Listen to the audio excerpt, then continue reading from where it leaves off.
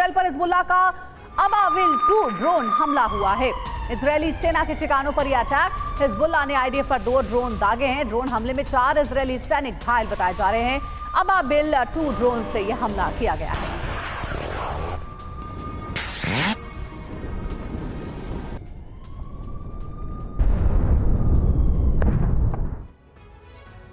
तो आखिर ये अबाबिल 2 ड्रोन कितना विनाशक है, कितना खतरनाक है और ये किस तरह से अब इस और वॉर की सिचुएशन को एस्केलेट कर सकता है जो हिजबुल्लाह ने कदम उठाया है। आइए समझते हैं। तो हिजबुल्लाह को ईरान से दरअसल ये ड्रोन जो कि तस्वीरों में हम आपको दिखा भी रहे हैं, ये ड्रोन ईरान से ही मिला है अबाबिल। जी हाँ, और इसकी खासियत जान लीजिए। ये एक लॉन्ग रेंज ड्रोन है, 100 किलोमीटर से ज्यादा की इसकी रेंज, और ईरान ने इसे 1992 में बनाया था। जानकारी है कि इराक लेबनान में इस्तेमाल इसका किया जा चुका है। 2006 में लेबनान में इसका इस्तेमाल किया गया। अब जरूरी बात क्या है ये भी हम आपको बताते हैं।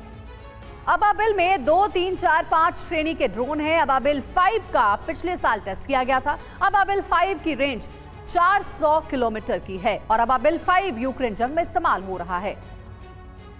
तो ये वो बड़ी जानकारियां हैं अबाबिल 2 ड्रोन के बारे में, जिसके बारे में कहा जा रहा है कि अगर ये युद्ध में आया तो बहुत ही विनाशक हो जाएगा। हमारे साथ सिंह सर भी है। सिंह सर, ड्रोन का भी इस्तेमाल, देखिए अबाबिल 2 ड्रोन का नाम हमने लिया, रूस यूक्रेन वॉर में ये पहले से इस्तेमाल हो रहा है, लेकिन ये जो गाजा में जंग चल रही है हमास और इजराइल के बीच में, ये ड्रोन कितना विनाशक होगा यहाँ पर? देखिए, अगर हम यूक्रेन का एग्जांपल लें और वो नागरोना खरबक का एरिया लें, आर्मेनिया अजरबैजान की जो लड़ाई हुई है, ड्रोन का बहुत ज़्यादा अहम रोल रहा है और उसको इस्तेमाल करना बहुत घातक तरीके से इस्तेमाल की गई है। और वैसे ही मैं समझता हूँ गाज़ा में भी अंडरग्राउंड टनल्स में इनके पास बहुत ज़्यादा स्टॉक है हमस के पास, और इजराइल को इससे बचना पड़ेगा। इनके एंटी टैंक काबिलियत बहुत ज्यादा है। नहीं सिंह सर, एक सवाल यह है, बड़ा अहम सवाल है कि एक तरफ देखिए लगातार इस युद्ध को सीमित रखने की, कंटेन करने की कोशिश की जा रही है, बयान दिए जा रहे हैं। दूसरी तरफ अमेरिका ने अपनी जो लेबनान में तैयारी है वो बढ़ा दी है, वहां तैनाती बढ़ा दी, जो विमान पहुंचाया गया। दूसरी तरफ ईरान की तरफ से हिजबुल्लाह को ड्रोन दे दिया गया है। तो ये हो क्या रहा है? देखिए, ऐसे लड़ाई के मैदान में अभी जो लड़ाई की जो घातक तरीके से चल रही है वो चलती रहेगी। अगर कोई समझौता आता है सामने, उस समय ही रोक आएगा।